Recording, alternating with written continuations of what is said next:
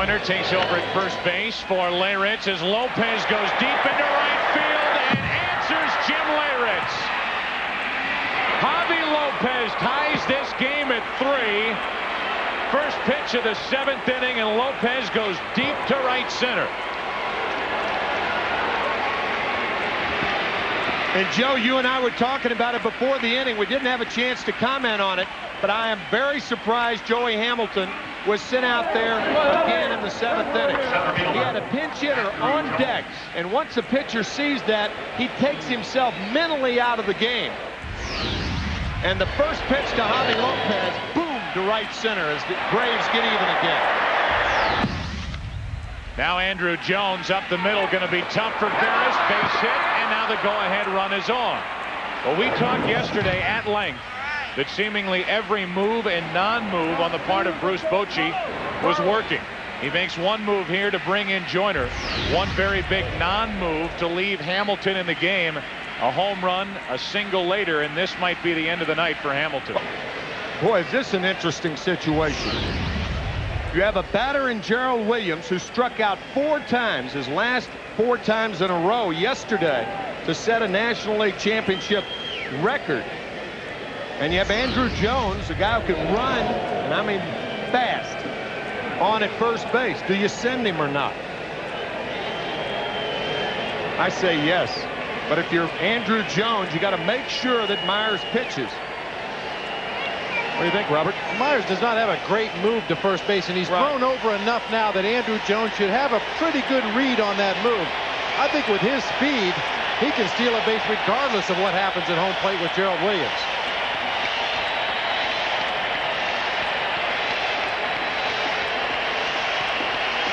Andrew Jones studying Myers. And Randy steps off. At this point, Jones doesn't have a very big lead, but he could widen it. Not going, and Williams pops it up. Shallow left center, and a long run for Rivera, who takes it instead of Finley. Back to first is Jones, 1 out here in the top of the 7th.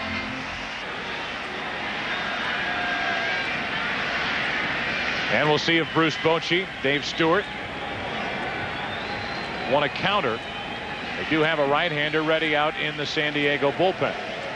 But once again, Randy Myers could be as effective against right-handed batters as he can against left-handers with that changeup. Greg Colburn is generally considered to be a dead fastball hitter, so that changeup should be an effective pitch against him.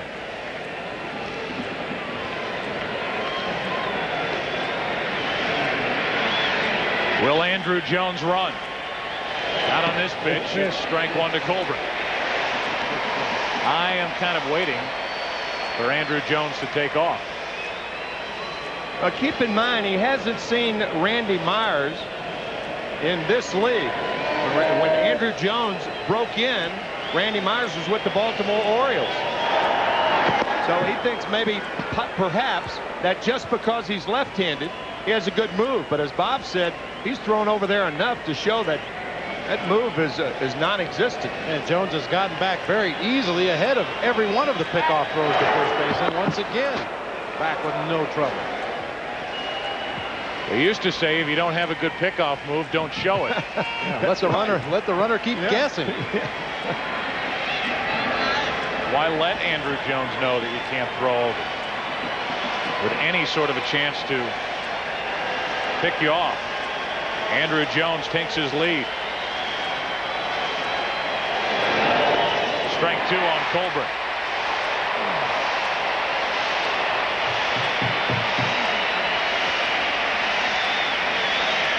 Joey Hamilton finished, allowed a leadoff home run to Javi Lopez, an infield single to Andrew Jones, and then he was taken out in favor of Myers.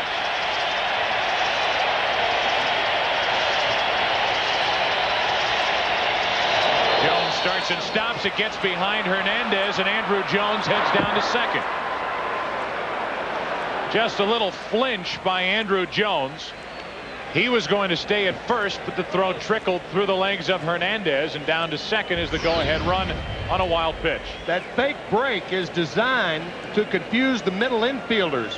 But on this particular pitch, it may have confused Carlos Hernandez. There's the fake break right there. And through the trap door, catchers are trained not to allow that ball to scoot under the glove, but that one just trickled through. And Jones is in scoring position. Now the 1-2 pitch to Colbert. To the left side, Caminetti. Good play. Pops up and throws him out. 2 gone.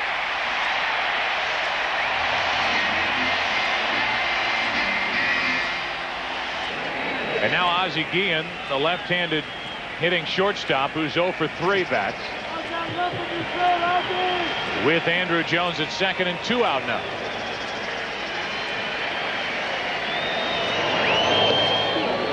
A strike to Guillen.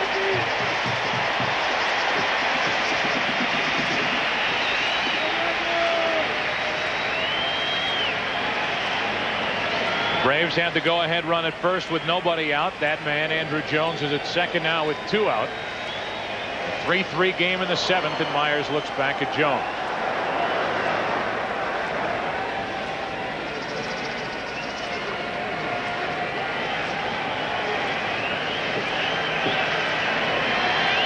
Hamilton still responsible for Andrew Jones, who's on base. Time Hernandez keeps it at the plate. 1-1. This again is unusual strategy by Bobby Cox. He has Gerald Williams pinch bunt for the most part for Michael Tucker, and he leaves Ozzie Guillen in to hit against Randy Myers instead of opting for Walt Weiss, who, by the way, yesterday finally broke through, came in 0 for 8, and yesterday was 3 out of 5. But it's Guillen. Here's the go-ahead run at second, and Myers looks back again. You wouldn't figure Andrew Jones to attempt to steal third base with 2 outs in the inning. He's already in scoring position, but the Padres middle infielders are allowing him to get a huge lead at second base. Nobody bluffing him back to the bag. Guillen into left field, gets the base hit. Rivera can't hang on to it. To the plate, Andrew Jones safe, and Atlanta takes a 4-3 7th inning lead.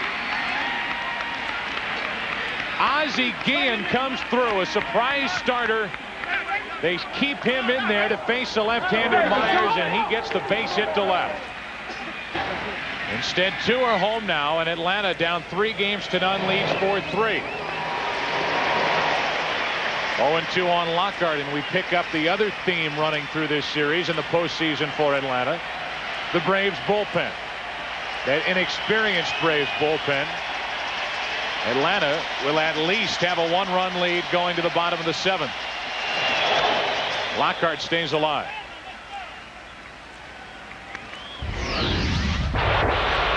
Starting pitcher Joey Hamilton can only hang his head.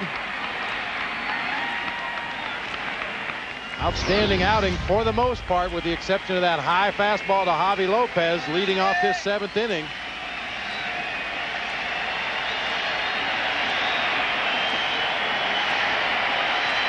And Myers now with an 0-2 pitch to Lockhart.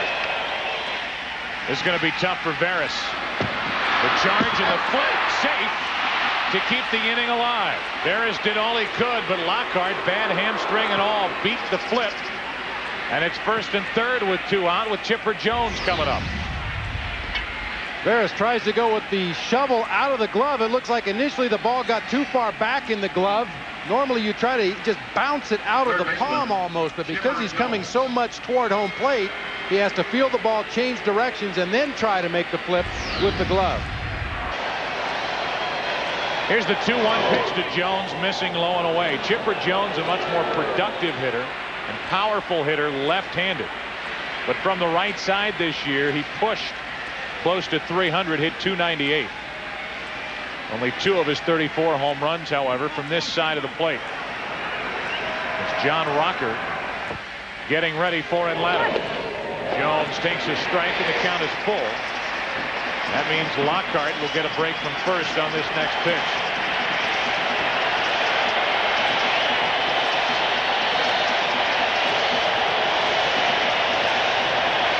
Middle of the order trying to pick it up for Atlanta here in Game 4.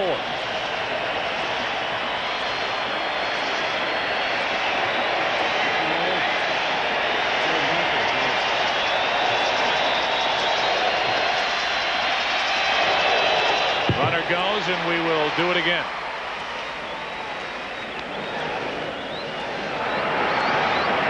If you're Chipper Jones, you can eliminate the inside part of the plate. Just look outside, whether it's a changeup, a slider. The 2 strikes that Myers has thrown have been sliders on the outside part. Runner goes on ball 4 to load him up for Galarraga, and that should be the end of the night for Randy Myers. Joe Buck, Bob Brenly, Tim McCarver with you as Dan Maselli joins the action here. Game 4, bases loaded, 2 out, and the Braves have just taken their first lead of the night. A 2-run inning, and Galarraga pounds it into deep left center field. Grand slam, Galarraga. He opens it up. It's 8-3 Braves here in the 7th.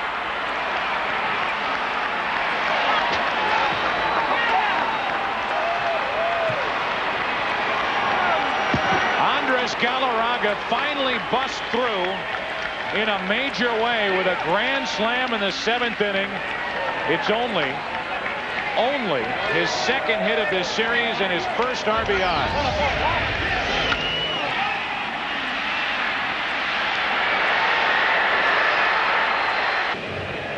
So the Padres just hit hard for 6 runs in the 7th inning. Had a 1-run lead coming in and trail by 5 at the moment. First home run of the postseason for Galarraga. And he did it in a major way. Not only a bomb into left center field, but a grand slam on top of it to open up this game. And offense finally 8 runs on 10 hits for Atlanta.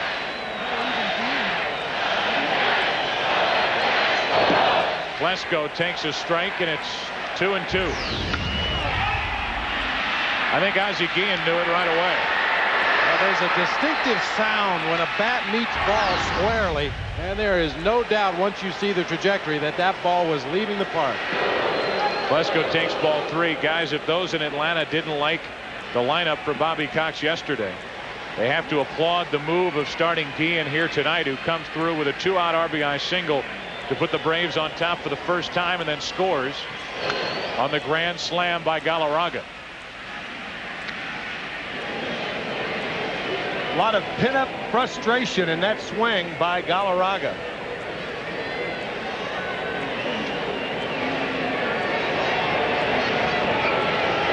So Galarraga has done his work for the night as Klesko takes strike 3 over the outside corner. That'll do it for the top of the 7th inning, and these fans here in San Diego need a stretch. After that, bottom of the 7th inning, Padres back down by 5.